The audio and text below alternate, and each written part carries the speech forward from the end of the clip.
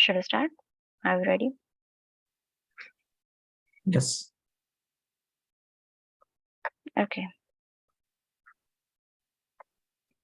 Right. Good evening, everyone.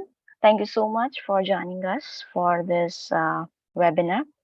This webinar has been organized for physiotherapists who are interested in making their career in their field, in specifically in Canada. So we see that many of our students, as well as clinicians and academicians, prefer to shift to Canada, and many of the times they don't have any idea how to clear and what is the process of becoming a licensed physiotherapist, or is it only the student visas that they need to take after completing their bachelor's? I mean, after studying this many years, should they study again and again to become a physiotherapist? So these are few kind of doubts used to be there, and like because of those things, we have started that we should have one of the session which can guide students in this direction. So today we have with us Mr. Gowtham. He is actually a physiotherapist who is working since 19 years in Canada as a registered physiotherapist. He owns two clinics in Oshawa, and he has 15 physiotherapists working under him. He's one of the in top three best physiotherapists in Oshawa. So that is these are his achievements as a physiotherapist. Along with physiotherapist, he is a licensed Canadian immigration consultant as well. Since last 7 years, he's involved with this profession, and he has helped more than 20 international students or physiotherapists, I can say, with the LMI processes, where the students have used this LMI processes and came to Canada and make their career as a physiotherapist. He has helped 100 registered physiotherapists in clearing that licensing exams that physiotherapist has to appear if they are coming from any of the other countries. Uh, he has been to 20 colleges in India, and he has discussed what he is going to discuss with us today before as well in many of the other colleges. But I guess we take this platform of IAP to deliver the message that we would like to deliver, which is going to be in favor of the students and probably the easiest pathway for the students to come to Canada as a physiotherapist, right? So over to you, sir. Hi, a warm welcome and a good evening to all of you, physios and students there. So we have panelists and two successful candidates will be joining later to answer any questions and share their success stories with us. Again, a warm welcome to all of you on a Sunday evening. It's my pleasure to educate you all and share my knowledge and experience in this process. So hope this session will be helpful for people who are trying to understand about a foreign country like Canada and what prospects you have and what are the ways or different ways to come and settle here. So without further delay, I'm going to go through the slides. So our topic today would be various options for physiotherapists to immigrate to Canada. So I was told most of the physios would be joining, so I have not included the study permit option, but I will slightly touch on it and explain the study permit option as well. So the major things that we have achieved so far is I'm a registered physiotherapist in Canada. I'm also IAP member, life member of Indian Association of Physiotherapists. I practiced in India for about 8 years, and I've been here for the last 11 years. I'm a registered Canadian physiotherapist as well. I've been registered Canadian immigration consultant for the past 7 years and a clinic owner for the past 7 years as well. I'm a mentor, and I help over 100 physiotherapists in-person mentorship to make them help in the licensing process and get registered in Canada. I'm an entrepreneur. I'm a McKinsey certified therapist. I'm proudly a low back advanced practice provider as well, and I secured advanced diploma in musculoskeletal. So I am very passionate in learning and educating other physios, and no matter if it's immigration or physio related topics. So first of all, most of you must be wondering why Canada, why not other countries? So there is no wrong or right answer why you choose other countries versus Canada, but I will explain why people choose Canada, and these are the major reasons. We'll play a short video so you can see the 4 seasons and how people enjoy here.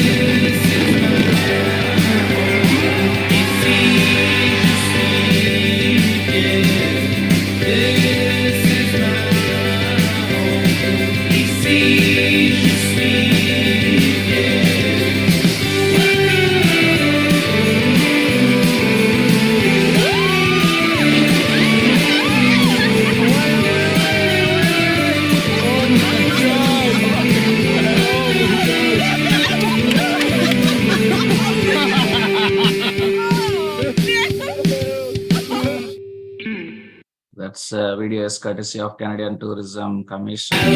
So the one of the countries that has all 4 distinct seasons. You have summer now, and then after summer the leaves fall and it's called fall, and then there is winter where everything is covered in snow, and then there is spring where the leaves come back on the trees. So it's so pretty to watch all 4 seasons. Some of the panelists here must have experienced only 1 season so far, but you will be seeing all 4 seasons eventually.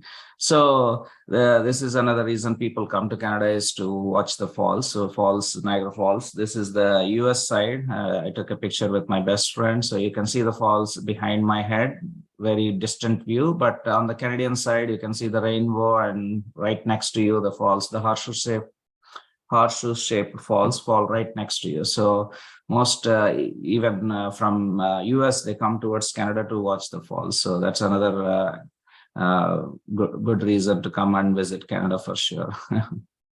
So these are the main reasons people choose Canada for.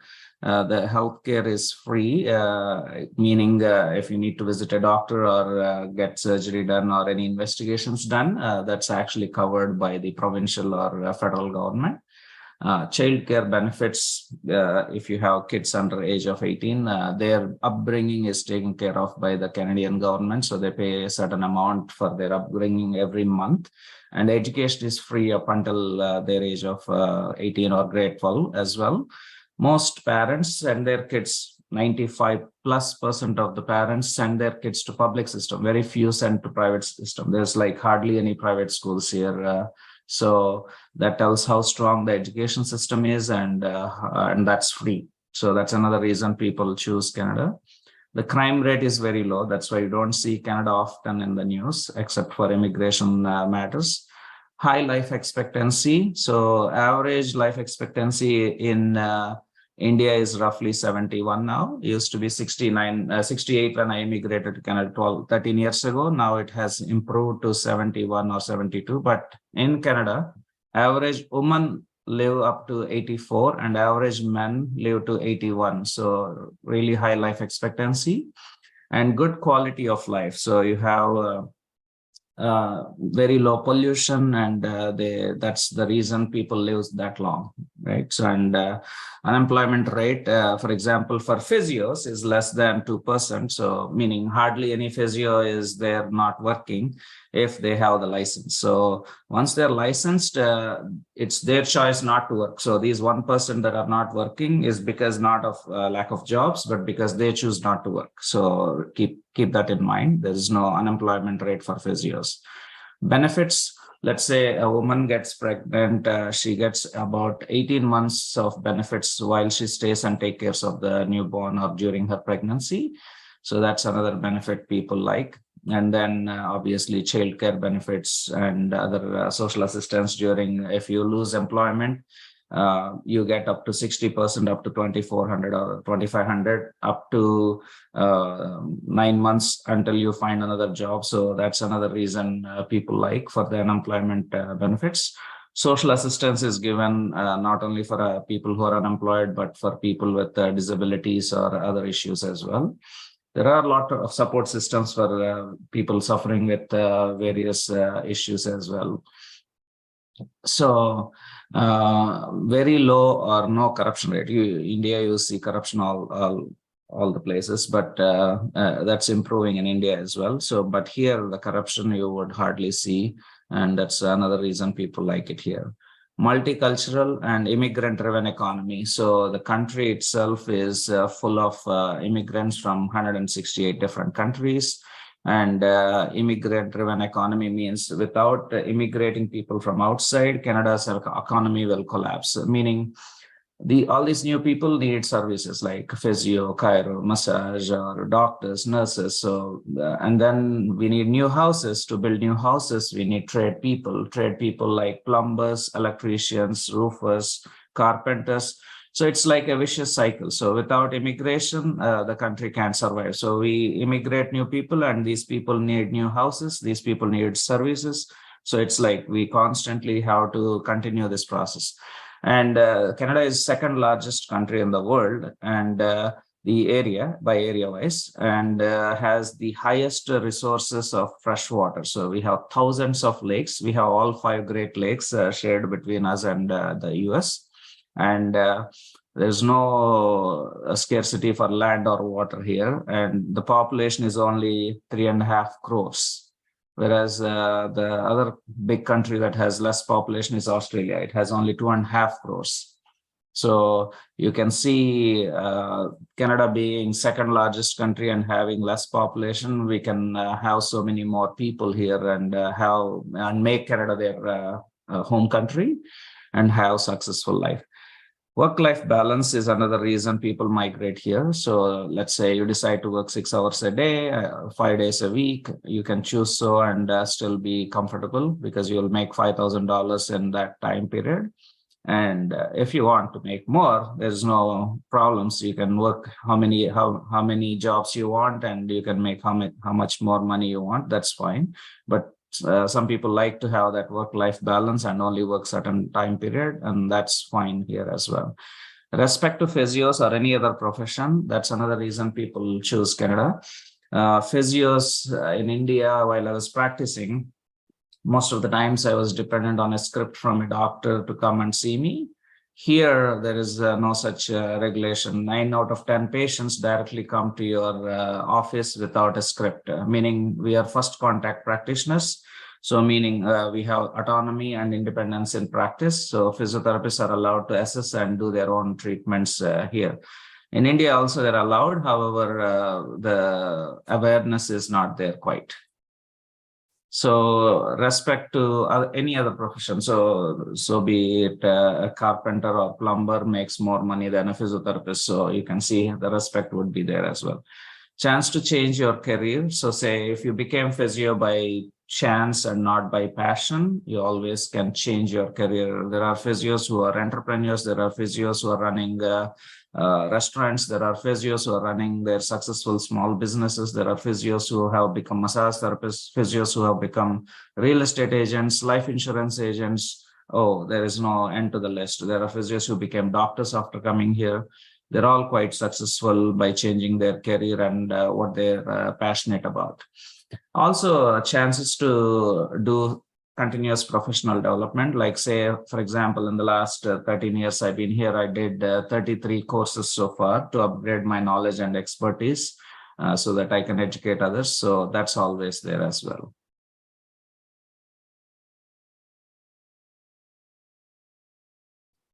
So we explained why people choose Canada, or why, I would like you to choose Canada if you are looking for alternate settlement apart from India. So those are the reasons I give. But we also have to see whom does Canada want. So we can, obviously Canada is immigrant driven, but these are the four main categories we look for. Young people with good communication skills. So we need young people. If you're like in your 60s, obviously you don't contribute much to the economy. So when you're young, you're either you're coming as a student, or you're actually productive, right? So that's why young people get more points than when they're older. Communication skills are very important because Canada's main two languages are English and French. So these two languages are highly frowned upon. So if you are good in English or French, your chances of coming to Canada are much higher.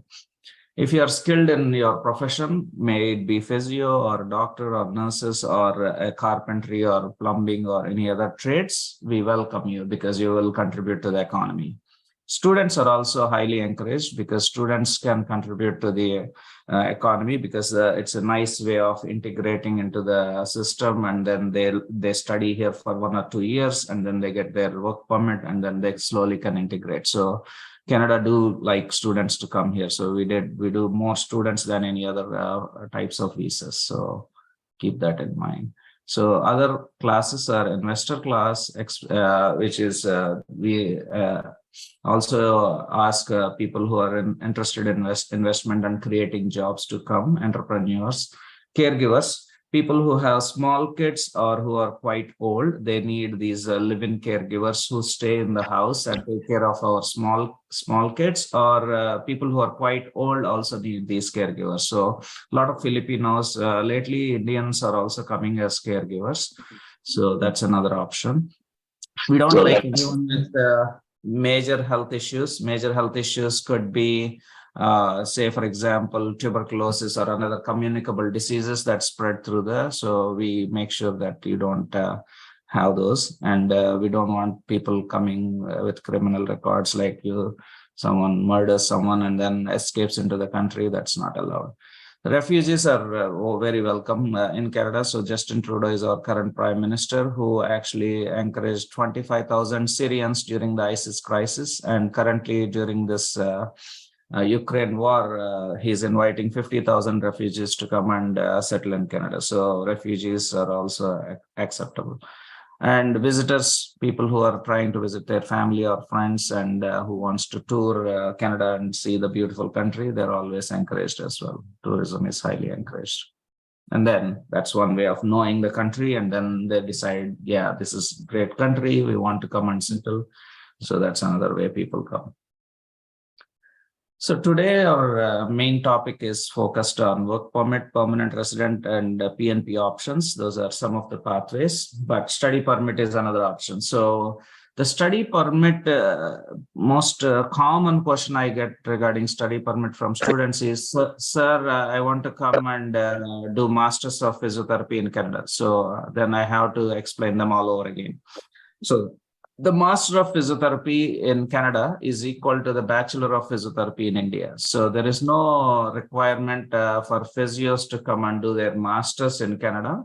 So keep that in mind. So most physios are coming and doing diploma courses here. So for example, there is a diploma in physiotherapy assistant, diploma in health and fitness, there is diploma in healthcare management. But these diploma courses are very, entry level jobs. So you're a physiotherapist, you're a professional, you finish your bachelor's degree, you don't need to come on diplomas. So keep that in mind. So doing these diplomas is also quite expensive. So the fees is $15,000 to $17,000 per year. And in 2 years, you'll be spending $35,000 in just the fees. And then there is an additional $30,000 that you spend in living expenses. So the total expenditure is crossing $60,000 in 2 years. So if you're coming a study, it's perfect for Canada, because you're actually making a lot of money. You're actually spending a lot of money, but easy. But if your parents is loaded with money, then you can come. Otherwise, you can spend less than $5,000 and get licensing done, and then you can make more than $5,000 in 1 month. That's the study work permit option.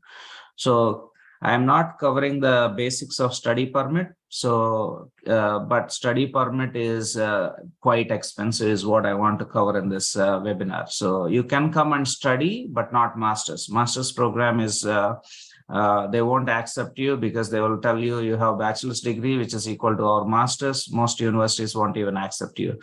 However, diploma people will accept you because they make money. These are private and public funded colleges are available. They will happily take your $16,000 to $17,000 per year, and they will be teaching you stuff that you already know as a physiotherapist, and they will make money. But at the end, you will be going and working as an assistant for a physiotherapist, which is not licensed in Canada. So you don't need to be that, you don't need to do that diploma, to be honest. So we'll go through the major pathways, which are work permit, permanent resident, and PNP today. I won't go into quite details of PNP, but I will explain in detail about work permit and permanent resident options. So work permit is the way once you get licensed, you can actually come on work permit. So I'll explain that process now. There is, like I said, there is less than 2% unemployment rate, and there are lots of opportunities with all these new immigrants. About 5 to 8 lakh people coming into the country. They all need doctors, nurses, physiotherapists. So, however, Canada produces only 600 physios max per year. Within Canada, there are only 13 colleges. Each college is 50 students. That's it. However, there are more than 600 that retire each year. So the demand versus supply, there is very less supply and high demand. So there's always constant requirement for physios. So we are all overloaded here. So I can work 80 hours and I can be busy. So this is how the situation is. So the situation is getting worse and worse with the new immigrants and not enough licensed physios. So keep that in mind. So the work permit, you don't need to clear master's. You only need to have finished your bachelor's. If you want to do master's, you can do it in a prestigious institute in India itself. You don't need to fly all the way to another country to do the master's. So keep that in mind. There are certain countries that run master's programs still. For example, US almost had canceled the master's program, and they're doing doctorate of physical therapy instead of bachelor of physiotherapy. UK do have some master's program. Australia do have master's program still. You can look into those countries if you are planning to do a broad master's. But US is down, and Canada won't allow you to come on master's. So keep that in mind. So taking IELTS general overall, you need to have, these are the steps that I usually tell during the licensing process. First step, I tell, don't spend your money paying into credential evaluation, paying into other things, paying a consultant. Start with testing your English communication skills. Once you master and get the 7 bands in general or TOEFL, whatever required score is, there are 4 acceptable exams for the CAPR, which is the licensing body. So do any of these exams, get the required score, and then you can look into coming as a licensed physio. Okay. So this will, this is for example, general IELTS will cost you 16,500 Indian rupees. So if you spend that money, and probably you have to spend 10,000 in coaching as well, just to be sure that you don't keep doing this, because there are my friends who have done 7 times this IELTS exam. It costs so much more, right? So properly train and get the IELTS done first. Once you've done the IELTS, then you know you can be a physio working in Canada. So without that, you can, even if you have a permanent resident visa, you cannot work. So keep that in mind. So once you finish taking the IELTS and clearing it, then you spend the additional money, which is doing the evaluation, which will cost you about 90,000 Indian rupees. Then while you're processing that itself, you can do 6 weeks of Canadian health system course, which is also online.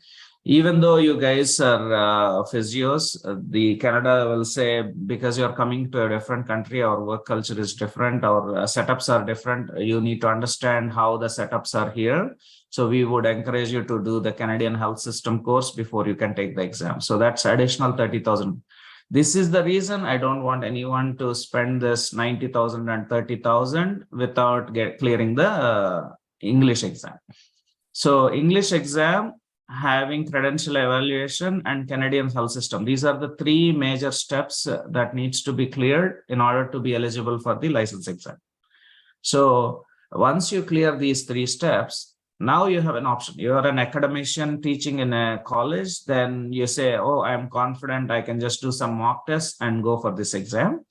Or you're like, oh, I have not studied in like 10 years. I want to brush up my skills. There are many good coaching centers available online now who can help you in clearing the written exam.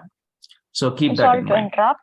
Just one doubt, that as many of them are the students, they might have the query that the steps that you have explained, step one, doing IELTS, the CAPR evaluation, and step third, can it be done staying there back in India? It is Correct. possible to do it, right? Exactly. It is not Great question. necessary to be in Canada, right? So I guess that if you No, if you can very good emphasize on question. that, that would be Yeah, better. correct. Very good question, Mitwa. So these steps can be started while you are in your final year or in your internship itself. So, for example, I was aiming at going to the States, for example. I did my TOEFL in my final year itself. So if your intention is going abroad, you should start this process while you're in your final year itself or in internship. Say, so if your final year, you're overwhelmed with the subjects, forget it during the final year. Once you clear the exams and you're in the internship, that's the perfect time to start this process. So IELTS will take 1 or 2 months of preparation time, but the rest you don't need to prepare for it because it's something that your college or university has to send documents. Canadian health system, you can easily, leisurely clear it. And like, it's just like educating about the health system, and they'll probably make you do an assignment at the end and give you the certificate. So I don't see major issues there. And then the coaching takes 3 to 6 months. So say if you're not academically strong, then that all these are done online, and from India itself, you can accomplish that. You don't need to be in Canada to do any of these steps. Keep that in mind. That's why the prices are so low, in the sense you can spend less than 5 lakhs. When I say that, I meant it. So you don't need to come to Canada. So just to come to Canada now, right now, the flight charges are 3 to 4 lakhs one way. So it's not required at all. So you will do the fourth step is to take the exam. Again, the beauty, the benefit, one benefit that happened during the pandemic is they actually made the written exam online, and they actually are allowing anyone to write from anywhere in the world, except a few countries which don't have proper internet and stuff like that. They are not allowing, but most countries are allowed to take it online, like in India, Pakistan, Philippines, any other country that has strong internet can do the exam online from their home country itself.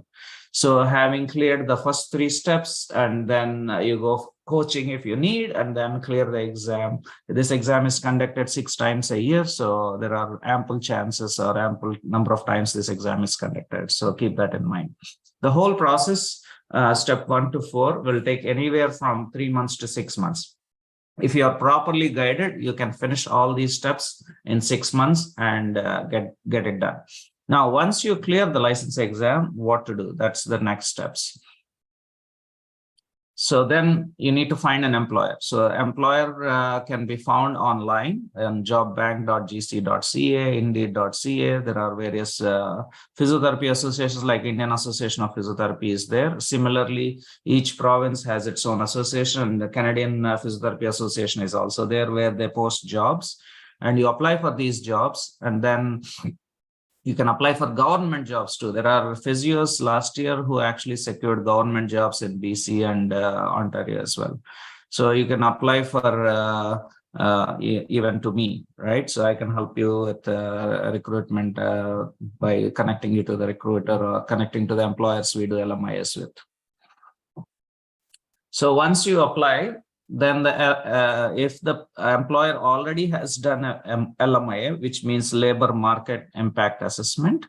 So what does this mean? So as employers, we are required to hire local employees first. So meaning there are physios who are already here. By law, we are supposed to hire them because the physios are so high demand, and we don't have enough physios here. We can easily prove that we couldn't hire someone locally. It's like anyone who applied an LMIA got an LMIA. There's no one that actually got refused unless they did not do the paperwork properly.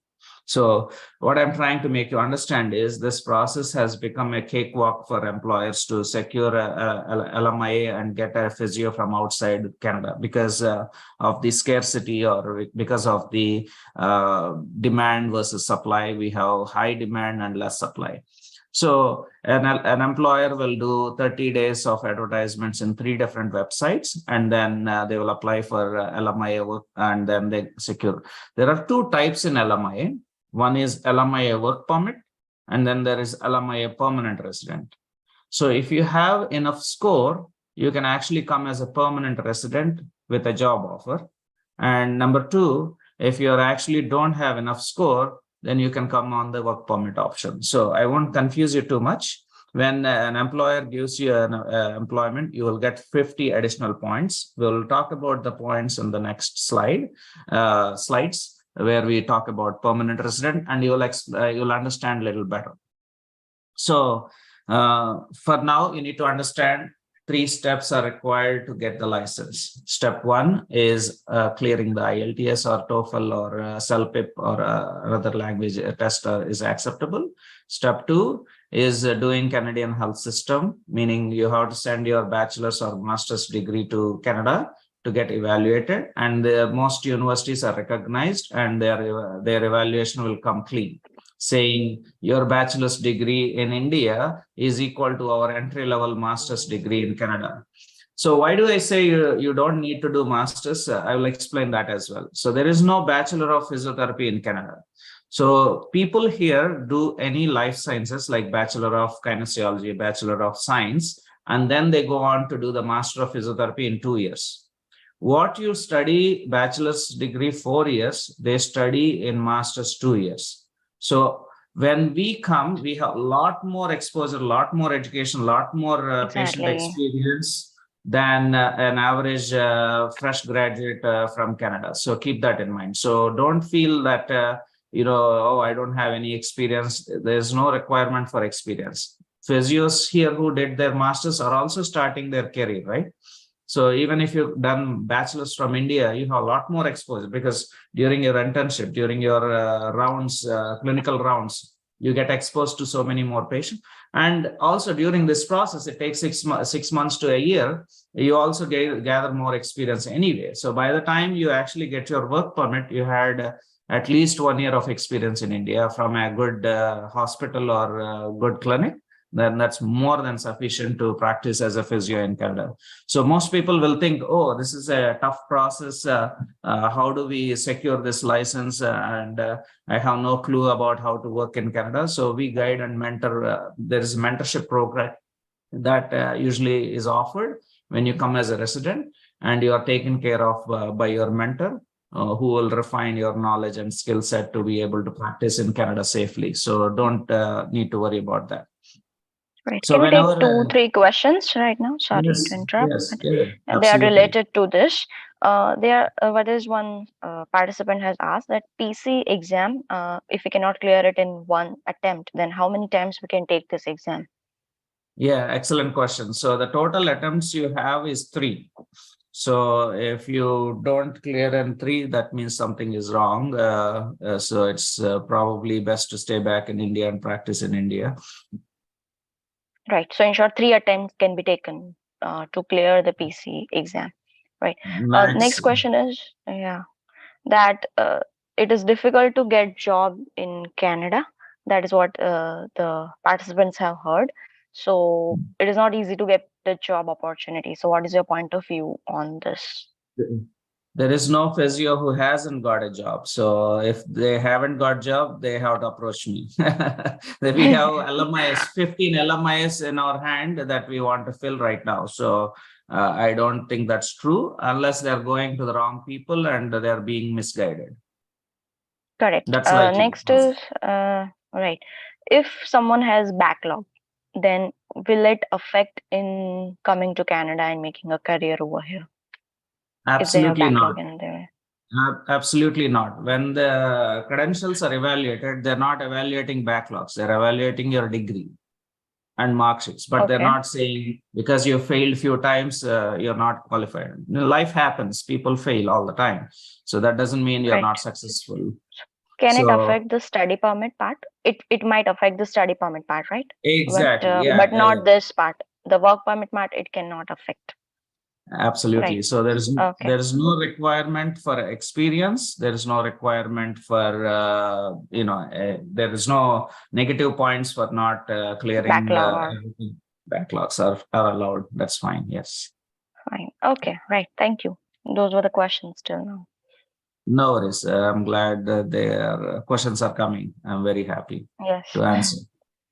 So as Thank. you gain, so this LMI work permits are valid for 3 years. If it is permanent resident, they can come and work for more than one employer. They can do whatever they want on top of physio. So our one of our panelists today has LMI PR, and other panelist has LMI work permit, and another panelist came on permanent resident option. So we have three different panelists, which and I am also a permanent resident, and now I'm a citizen. So we have a citizen of Canada, we have a permanent resident in Canada, we have a physio who came on work permit, and we have a physio who came on LMI permanent resident option. So we have all four options in fourth panelists. So when time comes, we'll discuss those. Can apply. So once you stay and work, because this is a 3 years long work permit, after 1 year, you get additional 40 points, which will most likely make you eligible to become permanent resident. So the safest way is to actually spend less money and you start earning that money in 1 month. And then by the end of the year, you can also qualify for permanent resident because you're gaining more points as experience in Canada. So keep that in mind. So then you can apply under the class called Canadian Experience class and then get the permanent resident. So eventually, most people's aim is to settle as a permanent resident, not just to keep working, right? So that will happen. Now, the beauty is, you may ask, if I am 50 or 60 years old, can I come and work? Yes. We actually helped a 50-year-old. She came in March and she started working here. She has a government job in India, which she quit and came here for her kids.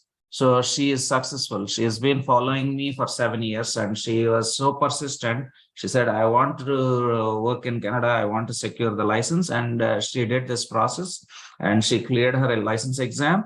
And she's proudly working here as a registered physiotherapist. She's currently resident, but once she clears her clinical exam, she will become an independent physio. Oh, that question might come up as well. So once you clear written, you can come here as right now, Prasad, one of our panelists, Veera Prasad, he is on resident permit. And then Lakshmi Prasanna, who is going to join us, she is also on resident permit. But once they clear their license exams, they can become immigrate, so they can become independent practitioners. So there is no only one time, right? So once they become independent, they can practice forever.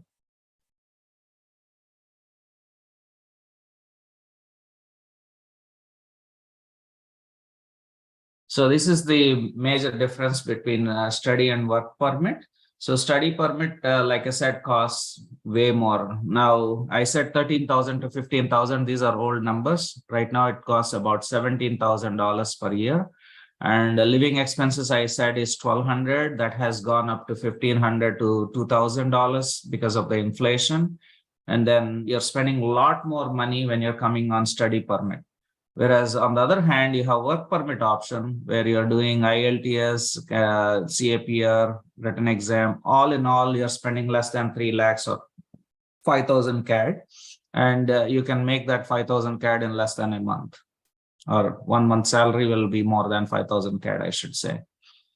So that's the major difference between study and work permits. So permanent residence, this is a lot of Indians are here. So don't be surprised if you come and see a lot of brown people here. Full of immigrants. Canada is a land of immigration. This is one of our Diwali celebrations in a small city called Oshawa. So major cities will have a lot more Indians. So this is a smaller city. It's actually a white community, and we'll see how many we had. I think 700 participants for this Diwali event from just Telugu, from just Andhra, one province. We have so many people. So imagine from India how many more people will be in our city. And we proudly have 6 restaurants just that are from Andhra. So we have 6 Andhra restaurants within 10-kilometer radius. So there's ample food, and the culture is mixed, and you won't feel outside at all. Like you will be very warm welcome here. So permanent resident is what everyone is aiming at. So when it comes to permanent resident, it's a points-based system. So where your points are calculated. For example, one of our panelists, she came as a permanent resident here based on her qualifications and work experience. So the total points are 1,200, but your core points are 600, meaning what you are worth based on your English language, based on your age, based on your education, and based on your experience. These are the 4 criteria. So your age, how old you are, and your English communication skills, your education, you're having bachelor's, master's, or PhD carries points, and then your experience carries points. These are the 4 things that actually matter when you're coming to Canada. But if you study in Canada, that has points, that comes outside your core. If you have a job offer, that carries points, but again, that's outside your core points. So we'll talk about those in detail. So for age, you get max of 110. For education, you get max of 150. You have PhD, you get 150. For language, you get a max of 160 if you have both English and French. But for max for English, you can score up to 136. Max for work experience, you get 80 points. And max for skill transferability, meaning you have good English and good education, or good English and work experience, that carries up to 100 points. So if you are between the ages of 20 to 29, you're youth. So we want youth because you will be contributing to the economy. You will come and work for 30 to 40 years. So Canada is very happy to take youth. If you're under 20, you're unlikely to have graduation. So you're unlikely to, work as a physio or some skilled person. So that's why they give no points. When you're 19 or younger, there is less points. If you're above 46, there's no points, right? So but again, for work permit, you don't need to worry about these points at all. Keep that in mind. So like I said, education, if you have PhD, you have max points of 150. A lot of people in India, physios, are doing PhDs as well. So all those people will have 150 points. English language is very important for communication. Only 1 or 2 provinces have French that speaks New Brunswick. And then there is Quebec that has French speaking more population. So those provinces obviously want you to have French language, but other provinces, you're fine. French again has points if you are good at French. Instead of trying to learn a new language, focus your attention and your energies in clearing the license exam. So that's what I recommend. Some people ask, oh, I want to go and do French and do stuff, but again, that's not recommended.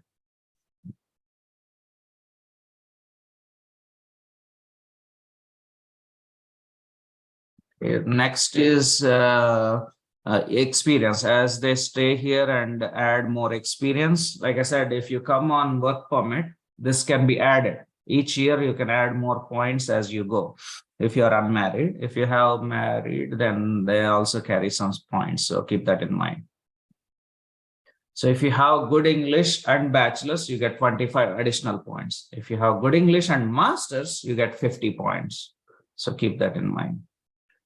Same, if you have good English and more than 3 years experience, you have 50 points added to your skill set. So keep that in mind.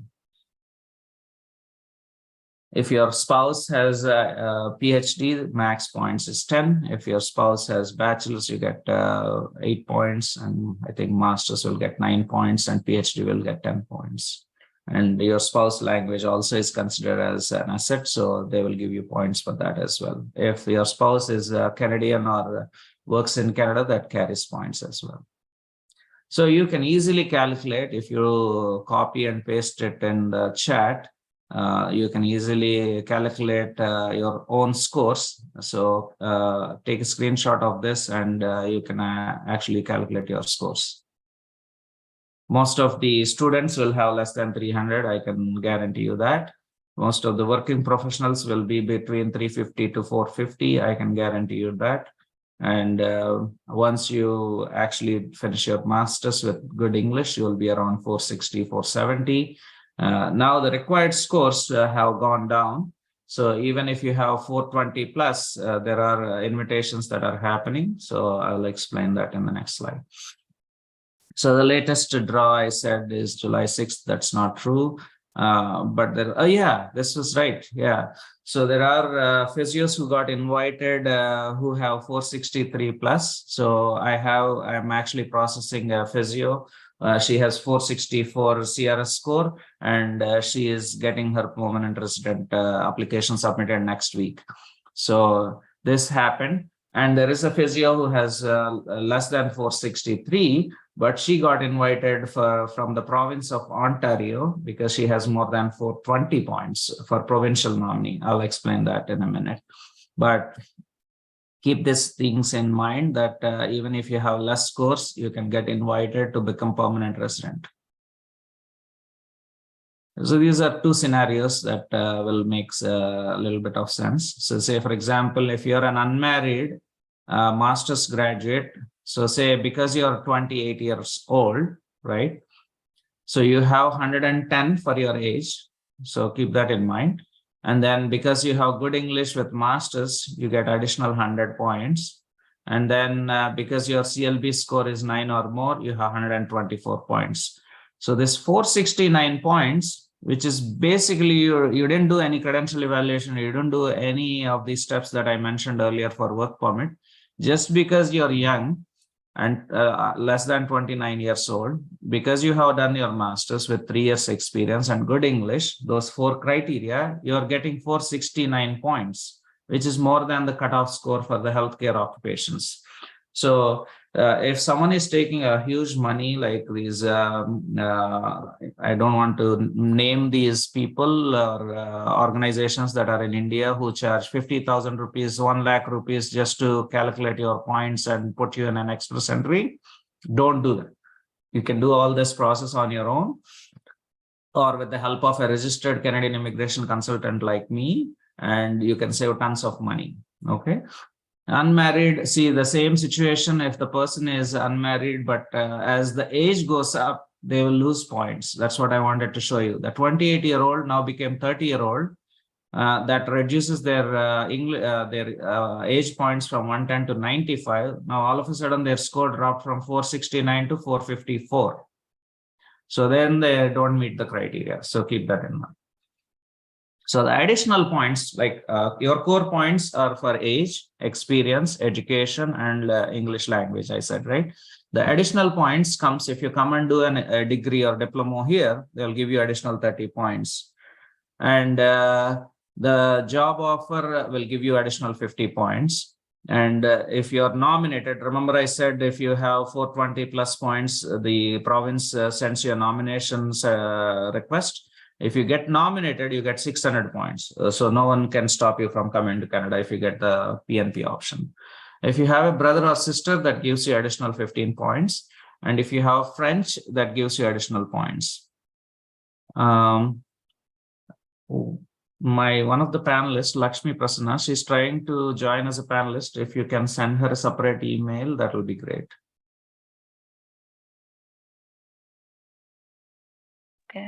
Okay, we'll work on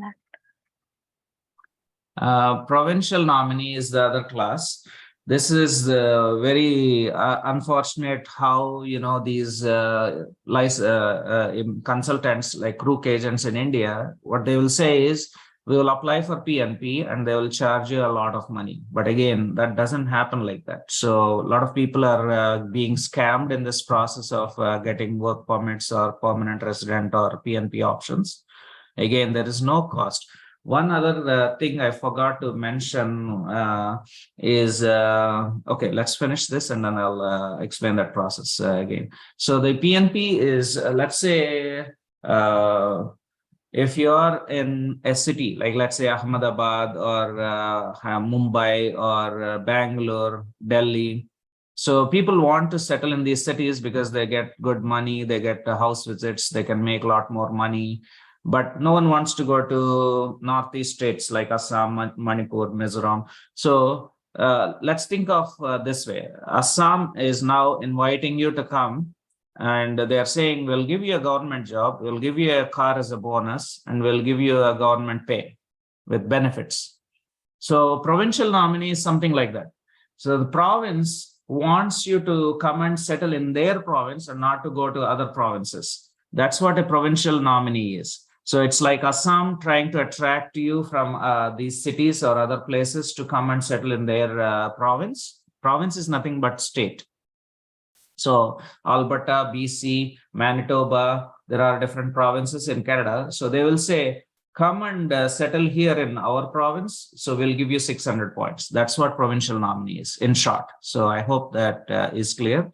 And just to apply doesn't mean that you will get this. And this is where the crook agents are making money. They'll just simply say, we'll apply for provincial nominee and you'll get 600 points. That's not true. The provincial nominee will happen once you clear the license. Then the province will, one of the employer will give you an agreement of employment. Then it makes it smoother for the province to nominate you. It doesn't automatically happen. So securing the work permit or a job offer is more important. So keep that in mind.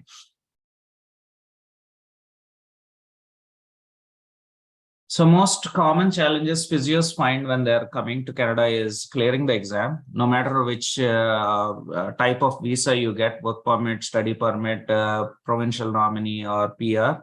Eventually you want to clear the exam and become a physio. So clearing the exam is a challenge. So if you are able to do that from India itself, that's perfect. So then now you're one thing out of your way. English language factors are the major thing. So if you clear the English, that's why I said do the English first than anything else. So visa refusals, if you submit visa applications to many other countries and then apply to Canada, obviously Canada will question like why other countries have refused. Incomplete applications are always returned because they can't process without full information. Financial challenges are always there. So that's why I'm trying to minimize the cost. So work permit is the least expensive and you can make that money back. Even if you take a bank loan for 3 lakhs and clear this process, you can clear that bank loan within a month or 2, right? Max.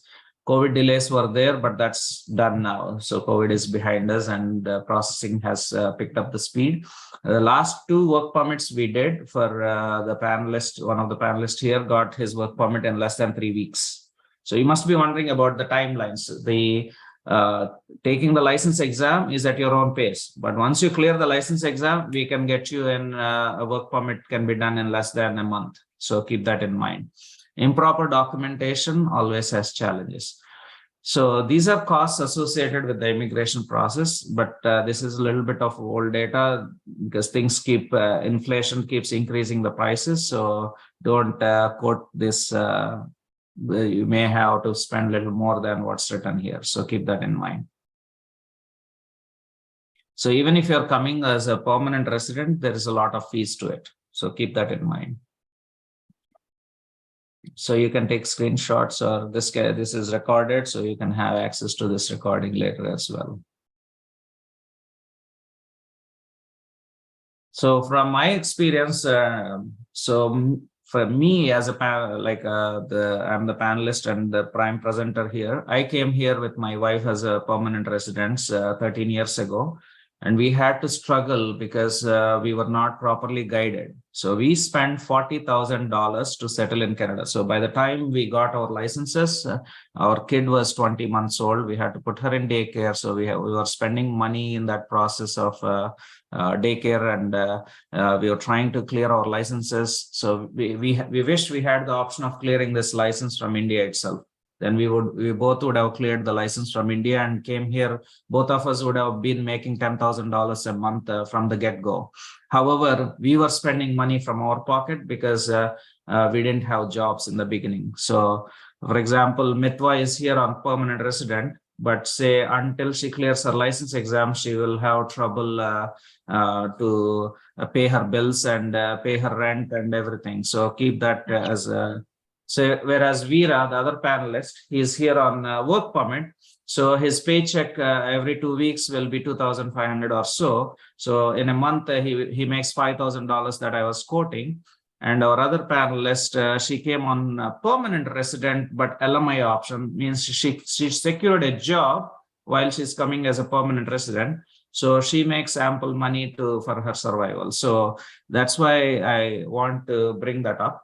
And the other thing is, most people might be thinking, what is the net for you, sir? Like, how do you make money? I don't make money from you. When I do the LMI process and I actually do the process, the employer pays the money to me. So each employer, when they're hiring a foreign worker, they're spending $7,500 in this process. They pay $1,000 for labor market impact assessment. They pay me $2,000 to help them in securing the LMIA. And then they pay me the work permit fees as well. So I makes like total cost for the employer is $7,500. So you must be wondering, why is this employer paying $7,500, right, to hire someone who is in India? So because we have a requirement, there is high demand. There is no physios that are available here. And you'll be working at $42 an hour, whereas a local physio may want way more. So actually, employer is saving a lot of money in this process. Keep that in mind. Any questions are welcome.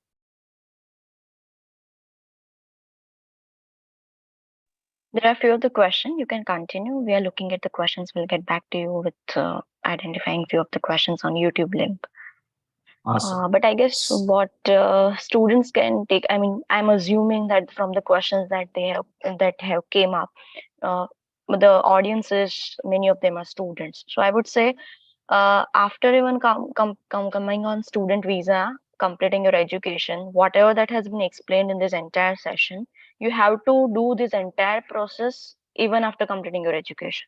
So this is anyway coming up to you, right? So why can't you do it back in India and then you come here, right? So that is, I guess, would be something from my side that you should understand and take your decisions wisely, right? We're looking at the other questions. If there are any other questions from the audience side as well, they can put it up so we can ask.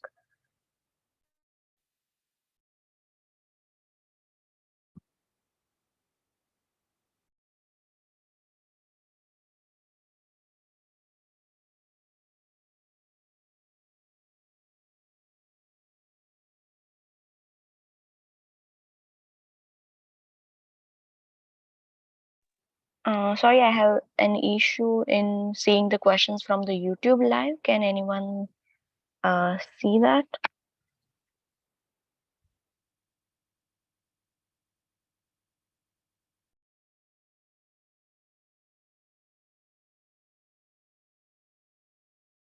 So we can have Veera speak few words.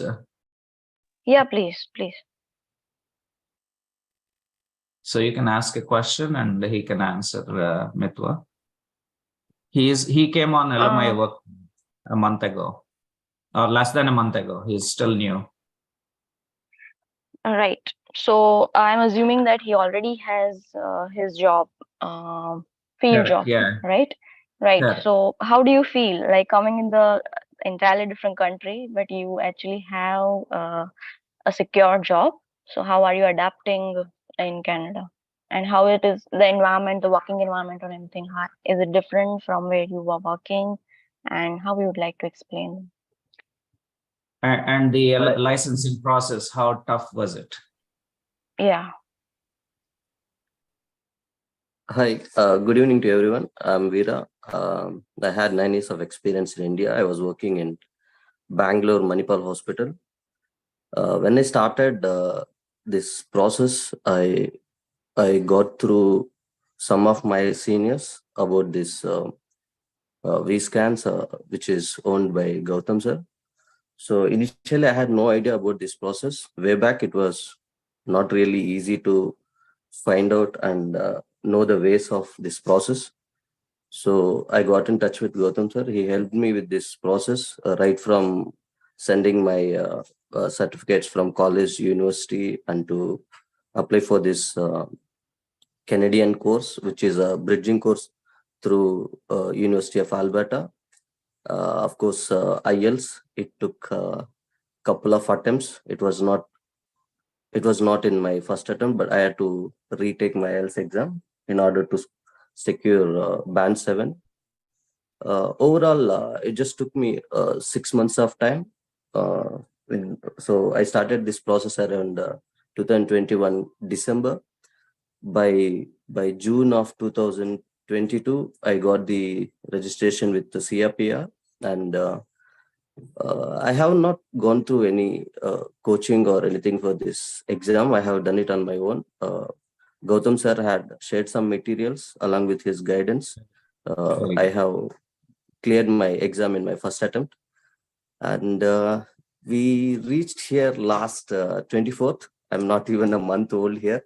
I'm slowly coping up with this new place. People are welcome here. The place has been really good. Like, there is a lot of difference. Like, there is no traffic. That's one of the biggest challenge in India when you are in a metropolitan city, which is absolutely, here you don't have such problem. And the public transport is really amazing. Like, it's very easy to commute from one place to another, and you do have a public transport. For about every 10 minutes you have a public bus wherever you want to communicate. uh, I'm liking the place. It's been a dream for me to come here. And the major part of this process is like, I have inquired with a couple of agencies before I get on board with Gautam sir. It's been uh, it's been a very expensive process. That's what is happening right now in India.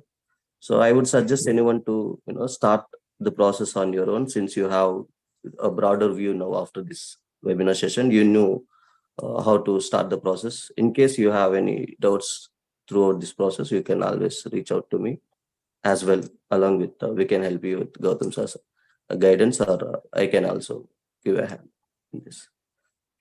Right. Thank you so Thank you. much. And yeah. Yeah, we have few of the other questions.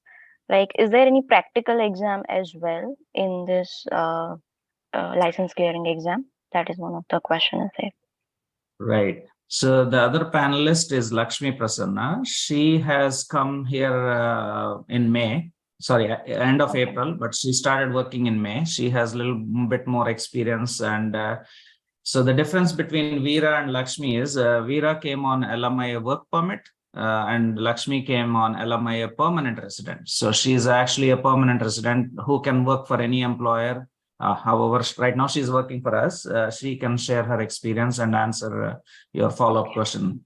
Again, Lakshmi, try and tell your experience of getting the licensing as well as your journey so far, and what options do you. Each province is different, which I will explain later in securing the clinical exam, but she will share her journey with us. Hi everyone, my name is Lakshmi. So 2 years back, I decided that I wanted to move to Canada for a better quality of life. And at that point, the option I had was, everybody goes to Canada through study, but I already did my master's, and I was thinking, okay, let me take a diploma course or something. And I was point. Sponsor told me you already have it. You don't want to spend more money on try clearing the license exam and come through a permit. That's what he suggested me. And I started the process, which took me about 1.5 years because at that point, the credentialing took 6 months and I waited until that, which was not a wise choice. I could have immediately started working on the exam. And after I cleared the exam, I was looking for jobs for about 2 months, during which Gowtham sir interviewed me. He gave me a job offer, and we thought of applying for a work permit. But sir educated me, saying that I get 50 more points because of the job offer, and I have a good. I had 450 score at that point, and with the job offer, it went up to 500, and that was the cutoff score. So when sir told me this, we immediately created a profile and I entered the pool. And within 10 days, I got picked. I got the ITA, and we were already in the process of getting the permanent residence. So within 2-3 months, I think I got my permanent residence, booked a ticket to Canada, and I'm here. It's been 3 months. It's been amazing. Like I envisioned, the quality of life is far better and the work environment is nice, and you get paid for the amount of efforts that you put. So that's been my story. Do you guys have any questions? All right, thank you. Yeah, I guess there was one question that I asked before that needs to be answered. This practical exam one. That is there any practical exam in this register, Yes. like in this licensing So exam? Yeah. yes, so the first exam that you take online from anywhere in the world, it's the written component of PCE.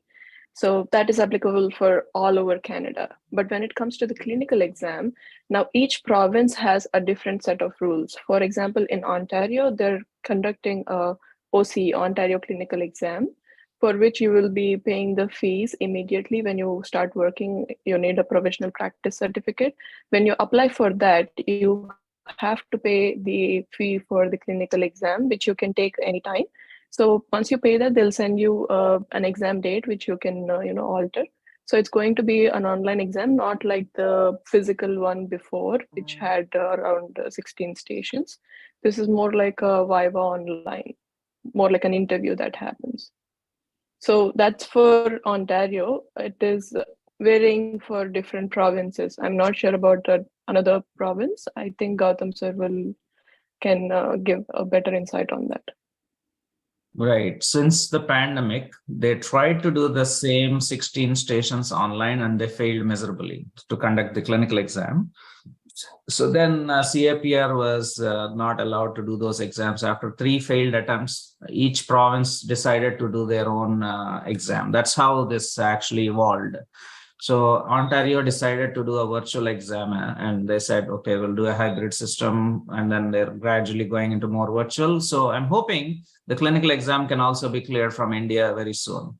So you don't need to be in Canada for that even. So you can come as a fully licensed physio at that point to anywhere in Canada, because once you clear a license for one province, you can easily, because of the labor mobility laws, you can come and settle in any province. So keep that in mind.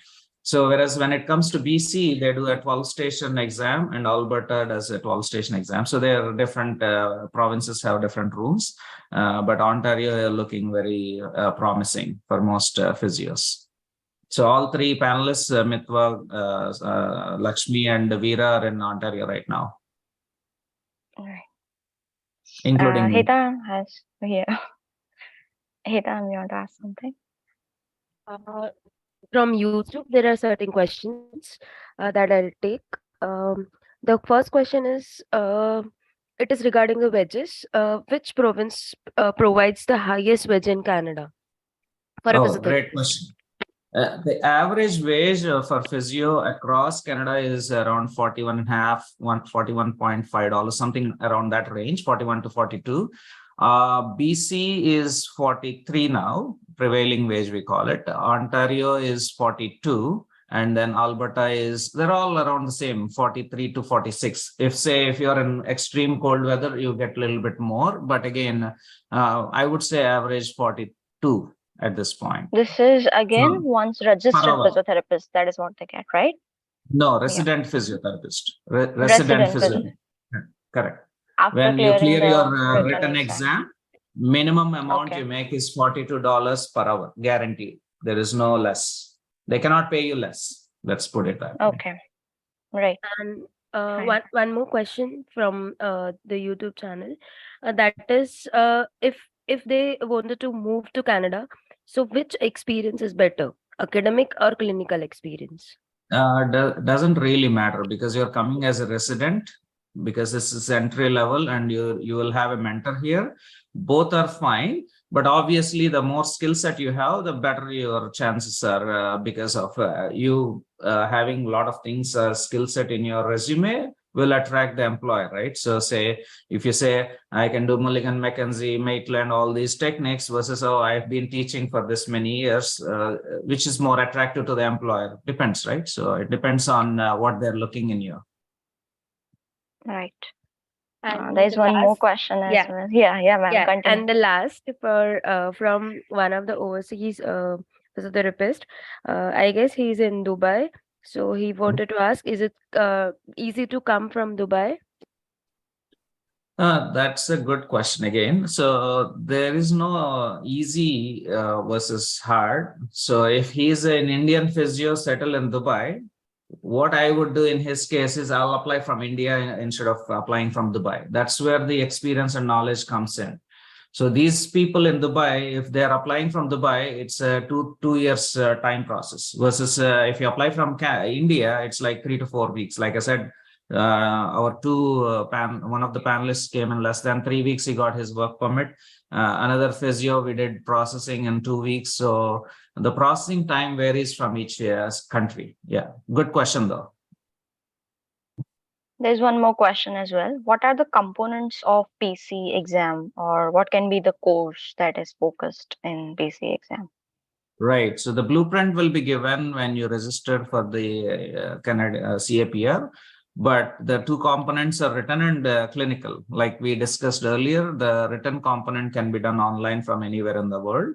And the clinical component, usually after you practice as a resident, you take it. So you have enough exposure in treating patients and understanding, and usually can also take mentorship or classes for the clinical as well. But the clinical component varies from province to province at this point. It's not one exam that allows you to qualify for the whole country. Correct. They're asking in PC exam, that is the first written exam. What kind of questions are there, or what topics are covered, something like that. Right. So within the written itself, you have 55% of musculoskeletal, and then there is 15 to 20% neurological, 10 to 15% cardio, 5 to 10% of muscular multi-systems. So all this is combined about 100% questions, and then they're all MCQs, right? So multiple choice questions. So it's easy to pick an answer. There's no negative points for wrong answers, as far as I remember. Right. And how much they need to score to clear the exam, PC exam? Right, that's a modification they did. In the past, it used to be a standard deviation, and each exam used to have different qualifying scores. Now they made it simple. 75% they have to score out of 100, meaning you can make 25% mistakes. So out of 200 questions, you have to clear 150. Correct. Right. I guess we are done with all the questions. This is the most interactive session that we ever had, that we had this many questions. I guess we never had this many questions before. I'm very happy. Over to you. Right. Yeah. Heta ma'am, over to you. Yeah. Thank you, ma'am. Here, on behalf of IAPWC Kheda District, I, Heta Patel, truly delighted to extend my heartfelt gratitude to each and every one of you who joined us on this exceptional webinar. We are deeply honored to have had the opportunity to host this insightful event. Your presence and active engagement have been instrumental in making this event a resounding success. Our sincere appreciation goes to our distinguished resource person, Dr. Gowtham, and the other panelists who generously shared their expertise, experience, and perspective during this webinar. Your insights have undoubtedly enriched all of us and provided valuable insights that will undoubtedly guide us for our future endorsement for moving to Canada. A special note of thanks to our beloved Sanjeev Jha sir, Ruchi Vashna ma'am, Bhavna Gadvi ma'am, and Dr. Shweta ma'am for their unwavering support. Your contribution have been crucial in ensuring the smooth execution of this event in furthering the mission of IIPWC to promote excellence among our physiotherapy fraternity. We also extend our gratitude to Dr. Uttara ma'am and her technical team who worked tirelessly behind the scenes to ensure the seamless flow of the webinar. Your dedication and professionalism have played pivotal role in making this event seamless and enriching the experience for all the participants. On behalf of ILPWC, I express my heartfelt gratitude once again to everyone who made this webinar a success, a speaker, attendees, and entire organizing team. Your dedication and enthusiasm inspire us to continue the mission of fostering excellence. Thank you so much. Thank you, everyone. Thank you all. Thank you. Bye. Thank you. All the best. Make your dreams come true, no matter what it is. Yes.